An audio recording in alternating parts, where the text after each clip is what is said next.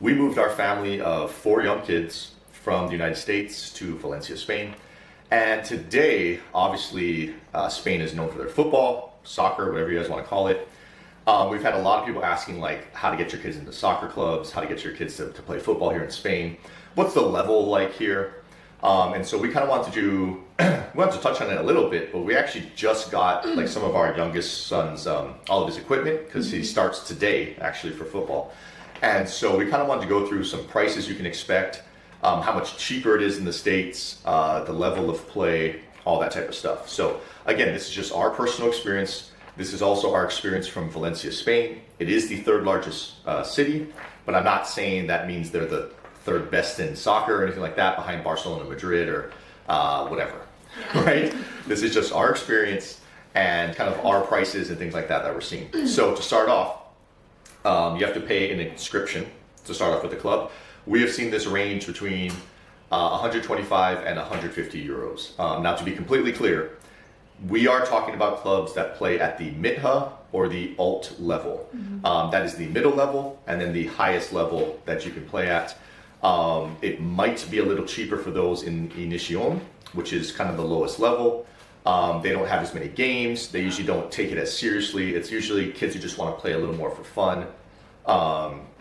It seems to be a more laid back vibe, I would say. But those would be cheaper. Okay, so just to be clear, both of our boys do play at the highest level we can possibly play in Valencia for their age group. So again, some of these prices may be a little more skewed to that. So for example, like our monthly fee is a little bit higher than someone in the Inscription level because maybe the coaches aren't paid as much. They don't have as much practice time on the field. They're not getting an extra 3rd practice or something like that.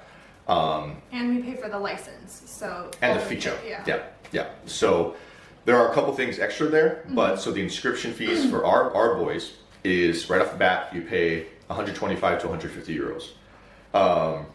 From there, a lot of clubs do offer it like half off to even free if you bring multiple kids to the club. So just to make that clear, like it's not like every kid has to pay that. Unfortunately, for this year, our kids are at 2 separate clubs, so we did have to pay that. Next up, we do have our uniform pack.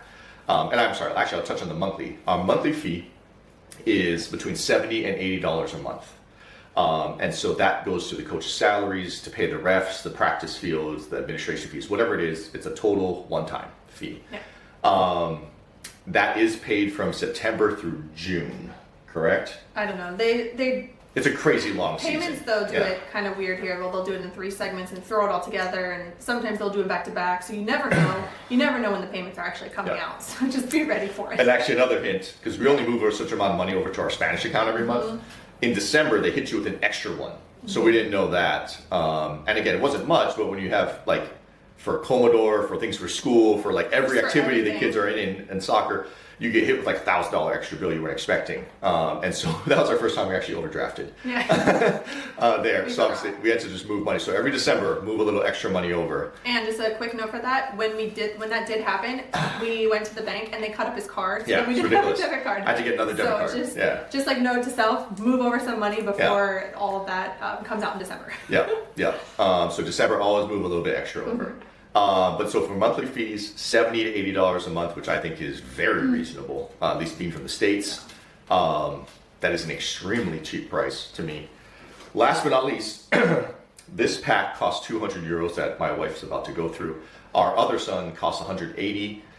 This one I think got an extra jersey in it. So the reason we kind of wanted to point this out is we couldn't believe how much things they got for 200 bucks, especially when some of our friends back home are paying 400, 500 bucks for their equipment here. So much. And they're getting even a little bit less than us. Yeah, it's a lot. So it was really, really crazy to see. But to kind of wrap up my portion, I just want to tell you guys those prices. I wanted to tell you what you kind of look at. One of our kids is playing, I guess, U10, and the other one is playing U7. Yeah, so he's turning 10. He's 9 years old right now.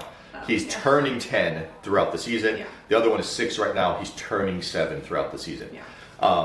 And so again, they're both at the highest level. This is kind of the most you can pay. I'm not saying that you can't do extra practices. Well, Valencia is probably free, realistically. So yeah, they get to play Valencia, they get to play Levante, they get to play Villarreal when they get older. And so again, just kind of want to give you guys an idea of what this looks like, what the prices look like, and the coaches, from my experience, have been absolutely top notch. This is not a I'm not trying to be rude. Yeah, there you go. This isn't like a parent volunteer stepping in. Let's kick the ball around. They're running like real drills. It's very impressive, especially coming from college sports. And watching these kids are playing at such a high level. It's really incredible. Yeah, they're like, my 8-year-old last year did drills I did in high school. And he's like, and they just did it. And I'm not saying they did it as good, but they did it pretty darn well for 8. It's great. It's great. Really, really impressive coaching. They really take their time with the kids. They're really caring, really loving. I'd actually almost say like too loving. I would say like they fall down, they grab them, they pick them up, make sure they're okay. They carry them around for a bit. But in general, cannot speak highly enough about the coaches here. These are the prices, and I'll let my wife kind of get into what the gear entails, I guess. Yeah. So for our other son, both of the boys were at the one club. We actually just transferred over to a different club closer to our home. It's 2 minutes away. It's easier for us for this year. So I don't have his gear available because they're all wearing it. And they do Nike. And the thing I don't like about them is you have to either order it online and pick it up in the store or do it in the store.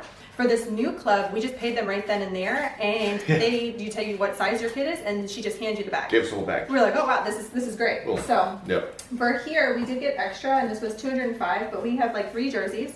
So we have this navy jersey. I have no idea what is for what, honestly. So maybe one is a practice jersey. This we have no idea. This is our first day. So we have this royal blue jersey.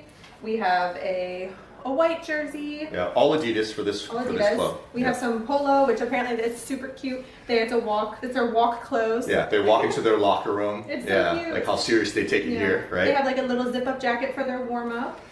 They have a sweater for their like polo for when it gets cold out, because they have to wear that. Yeah, they do play all outside during the winter here, so it doesn't get too cold here. But what do you think, 50s? I don't know. It's a little chilly though. Yeah, but they make them play outside. Basically, what I'm saying, they're not going indoors. Like in Ohio, they obviously move indoors, right? Yeah. But they get a book bag, so they get a cute little Adidas book bag. Yep. There's more. They get 2 pair of socks, which I think our other son did too. They get a little penny. I think these are called pennies. Yeah. And then it 3 pairs of pants? 3 pairs of shorts. You have 1 navy blue, and they're nice. Like the quality is super nice. Another navy blue. I don't know what's for what. These ones are really cool, like white. But I don't know why boys are in white. I just feel like they get super dirty. It's a terrible idea, but they look nice. And then some pants. Joggers, whatever you call them. So honestly, I think it's a great deal. For $200. It's a lot of clothes. I think it's great. And I think our other son gets maybe one less uniform? Maybe just one less top. Shirt, because basically they only have 1 practice shirt, which I think they might 2, I'm not sure. But they use the practice shirt as their away uniform. So we had to put the numbers on the practice shirt as well, which here it looks like they only have a practice shirt. But I would say that it's a super good deal. I know we pay a fraction of the cost that our friends pay in the US. But I think, and it's really nice, super good quality. I think that's about I guess mine. I'm going to hop in just for a second because she's going to touch more on like the scheduling of this like top level. I'm going to hop in real quick. This is not to like rip on a brand. I don't love the Joma brand. So a lot of I'd say half the teams here use Joma. It seems very popular in Europe, not just in Spain, it just seems kind of popular in Europe. I see it in other countries we've traveled to. I don't think it's as nice as Nike or Adidas, but it's not a bad company, let me say. So like, but I think just like coming from the States, when you got your Nike, you got your Adidas, even Under Armour, like you're set in your ways. Well, Joma's okay. But when we first came here, we had our boys on a team and they had like the Joma. I felt like the quality wasn't as nice. Like I do like, it's just very soft. Yeah. Like I just really like the soft quality. But it's not bad, especially for boys that rip everything. So. Yeah, to be fair, and it was cheaper though. Yeah, that's one thing I would say. You probably even save $50, 25%, 30% on top of like this fee. Yeah. If they go at Joma, it's even cheaper. I do get why they do it. Yeah. And it's not a bad brand by any means, but you can tell how Aubrey said the softness feel and stuff like that. Softness. Yeah, you can kind of tell. Yeah, so for our boys, both of them practice twice a week and for an hour and a half. Pretty much an hour and a half each time. So they do Tuesday, Thursdays, an hour and a half, both of them. Different locations, same time. Yep. Super great for us. Yeah. And then they do have games on the weekends. So pretty much every weekend there is some kind of game. And if there's not one on the schedule, we have a scrimmage of some sort. Yeah. Or last year they would have the boys fill in. So they'd be like, hey, if anyone's free at this time, can anybody come? They'll let you play and up you can in sign age or up. something, yeah. So we did that a lot too. And then there was one more thing. So they do have preseason, like that she's talking about the scrimmages. Games. So we do have, last year we had about 30 season games, which is insane. So they go from September, they started the first week of September, which we were still back in the US, so we missed the first week of practice. And they go all the way until the last week of school, which last year we ended at June 22nd. So they practice all year round. They have a couple breaks, and even in those breaks, they'll still have practice if you're in town. But not that, they go to tournaments. And they'll have tournaments, so they'll have scrimmages and they'll have tournaments if you're still here in Valencia. So I don't know, I would say they had to play 40, 45 matches, maybe. Oh, I'd say 50 because the tournaments. Because our son missed some because he fractured his arm, so he did miss some. So for us, it was kind of a nice break because we didn't have all. Well, here's something crazy. A goal fell on top of him. Yeah. And he tried panicked and kind of went one way, tried to jump out the other way, and fell and broke his arm. Yeah, so it's. And I know it sounds crazy. A goal fell like this way. Yeah. We always have to tell people that. So freak accident. So there's a lot of games, and now with both our boys, because last year the younger one, he was in the league where they're not in the Liga yet. This year he's in the Liga, and so now he's gonna have games as well. At least 25 games probably. So we'll have both boys going, and then our other ones are in sports too. But still, it's for the football itself. It's gonna be very demanding this year. Yeah, and that's one thing I'm gonna touch on real quick before you need to touch on the TA stuff and everything. At the feature. I'm going to touch on something. It is incredibly hard. This is probably my least favorite thing. It is incredibly hard if you play football, soccer here, to have your kids play a second sport. In the US, we are all about playing multiple sports. Hey, you play for 3 months soccer, then you go to basketball, then you go to baseball. Maybe you're like a 3-sport athlete. Maybe you're a 2-sport athlete in the way that you play soccer. Then you go to basketball, but then you go back to the all-star soccer leagues or something like that, right? It is so hard to do this here. It is actually crazy how hard it is to do it here. Our youngest is going to get to play basketball this year purely because they do it during their Commodore, during their lunch break for the school team. It is just nuts how hard it is they just don't let you play it. Yeah. Actually, our older son got denied playing basketball. He got kicked off the team. He's actually probably their best player, and it's not they actually just don't have a great team. But he's probably, their best player, and he's not allowed to play because he's going to miss some games for basketball, where he loves soccer more. So you actually have to make a choice at 9 years old already, which is crazy. And again, it's just to be clear, basketball in Spain, I've said this in other videos, is not the same as basketball in the US. So our son would be an average starter on a US team. Here, no, but still, here he clearly is better than a significant majority of them. Mm-hmm. And they're yeah, you can't play because you're going to miss games. So I hope that just kind of shows how early you have to choose a sport here. My least favorite thing about Spain, but the football training here is next level. It's MLS Next Academy. I think that's a new thing going on. ECNLO is pretty good, but MLS Next Academy from 4 years old, that's what you can imagine. Anyone playing in the top league is getting that sort of training from their coaches as you get to play Valencia, Levante, Villarreal, Barcelona, Madrid. You actually get to play the professional teams here. Yeah. Really cool to see. I'm going to stop my rambling on top that, but I just had to get off my chest because not being able to do multi-sports is so weird to us, being from the States, but the TA. Now, if you do come from other countries and you played football and you were licensed, I do think the process is a little bit trickier, but that wasn't the case for us. We came and we played, the boys played, but not really. It was that 1 month kind of, that 5 week multi-sport training kind of thing. So it wasn't a real process, but I just had to do it again for our youngest one because he didn't have the license to play for last year because you don't need it for under 5 or under 6? Under 6, yeah. And so this year, it's a little different. We had to write a letter to the club or maybe FIFA or something, explaining why he wants to be on the team and it has to sign by him. A letter from us stating why we want to be a part of the club, and then another letter saying why we want him to be licensed to be able to compete. Yeah, why we were here in Spain and want him to play, basically. But you have to have your TA card. So if you come here in August, for example, and you do not have a TA appointment until November, you cannot play in the games until you get this TA card because you need this to get your license. Now, I don't know if you find someone who can get a special way around it, but our son, the first year, it took him 8 months because we had our TA. That was ridiculous. Yeah. Just to be clear. But still, we got our TA so late, so it delayed. We got ours in November, so it delayed everything. So he didn't get to play in any games. He got approved in May. End of May, we were done in June. Yep. So it is an interesting process. We basically didn't count that year as soccer. No. So we were, if the weather was bad, we're like, we don't have to go to practice today. It was very just nonchalant, which was perfect for our first year. But I would say that process, I didn't think it would be as complex for such young children, and it weirdly is complex. Now it's easy for, say our oldest wants to transfer clubs, actually he did transfer after he got his license.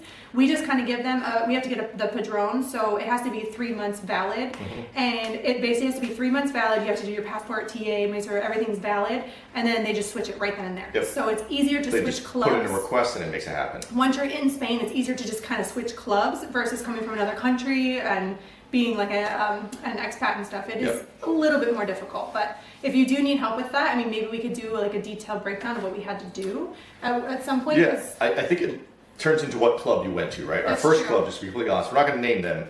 Their administration was a nightmare. We had to do everything ourselves. We had zero help. Yeah, every expat who's been through them is like, this person sucks. They tried to say that we didn't get the EKG for our son, like we put all the stuff on top of him. They tried to blame us for not having that. That's why they didn't submit it. Yeah. When she had a picture of him that day, we just thought it was funny. Like we had it, so we showed it, and they're like, they're like, sorry. And that was it. Like, so that was another 2 months delay. Yeah, even medical, you do medical appointments where, I mean, back home, I do like that because if you do have a medical condition, I mean, you're... It triggers, but they have the little suction cups all over their bodies, and they do was it the EKG? It is, yeah. So they do all that, and they make you, it's like a physical, basically, but a more extensive physical here than back home. Than the States. Yeah. For sure. Especially at a younger age. Not in high school, no. You get a better physical and everything. Yeah. But yeah, so I guess the last thing I'm going to do, because I know this video is turning long, like every time. Sorry. I don't know about playing at the middle levels or anything like that, but just for the highest level of football here. It may be the same for the middle levels, it may be the same for the lowest level. We actually chose our very first place was, very first club was inside the Turia, because we lived inside the Turia. We actually lived near Mercat Cologne. We kind of let everyone know that. It's a great area, very easy to walk there. Awesome. Now we live outside the city. So one kid still goes there for 1 more year, the other one goes outside the city to the club. Both well-respected clubs, both train very well. The big thing is you start to travel more. And inside the city, our very first year, we're like, we're not going to need a car or anything like that.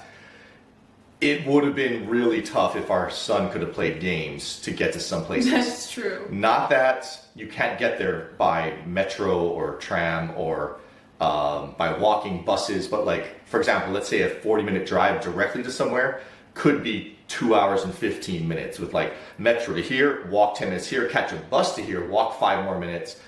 We used to try to take taxis to games, but the problem is if you get more outside the city, like these small pueblos, they straight up like won't come back and get you. No. Right? So you're trying to like beg parents to like take you around and stuff like that. And they're really nice. The parents were so nice. They helped us out a lot. Yeah. I think we got really lucky. Just kind parents on pretty much every team our boys have been on so far. For sure. But with that said, we did end up getting a car. Especially we moved outside the city. We actually still could take the metro directly in, but to see more of Spain, to explore on our own, like how we drove to Andorra, to just do things on our own. Yeah. We ended up getting a car, but the sports was a big part of it. Because the basketball, we haven't gone that far for basketball. The swim meets look reasonable for our other daughter. The football, though, they will send you around. Tournaments too, because they will go. I mean, the furthest we went was an hour and a half. Yeah. An hour to hour and a half. Benicassim, yeah. Or Gandia. Yeah, we went up north to like a Barcelona one. Yeah. And I guess the last thing was like on top of all that, if you don't have a car, like every now and then as they get older, they actually expand the range if you're playing at the higher level. So like that's when Villarreal, all these other places start coming into like the Preferente leagues and stuff like that. They expand that search and make you go further for some of these games.